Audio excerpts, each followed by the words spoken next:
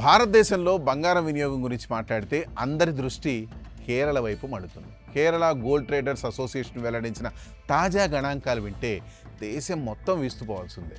దక్షిణాన ఉన్న ఒక చిన్న రాష్ట్రం కేరళ వద్ద ఉన్న బంగారం నిల్వలు ఎంతో తెలుసా? అక్షరాల 2000 టన్నులు. అవును, మీరు విన్నది నిజమే. అంటే 20 లక్షల కిలోల బంగారం మలయాళీ ఇళ్లల్లో కొలువై ఉంది. కేరళ జనాభా సుమారు 3 కోట్ల పైమాటే. అంటే సగటున ప్రతి కేరళ పౌరుడి వద్ద 57 గ్రాముల బంగారం ఉంది. అంటే ప్రతి మలయాళీ చేతిలో సగటున 5.5 తులాల బంగారం ఉన్నట్టు లెక్క. ఇక ఇదే బంగారాన్ని నేటి మార్కెట్ ధరల ప్రకారం విశ్లేషిస్తే ఒక్కో వ్యక్తి వద్ద ఉన్న బంగారం విలువ సుమారు 7,70,000 రూపాయలు.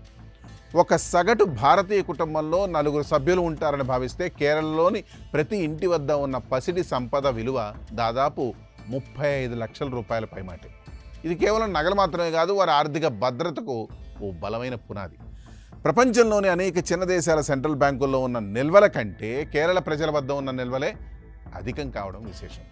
కేరళలో ఈ స్థాయిలో బంగారం ఉండడానికి ప్రధాన కారణం వారి సంస్కృతి, అలాగే గల్ఫ్ దేశాలతో వాళ్లకున్న అనుబంధం.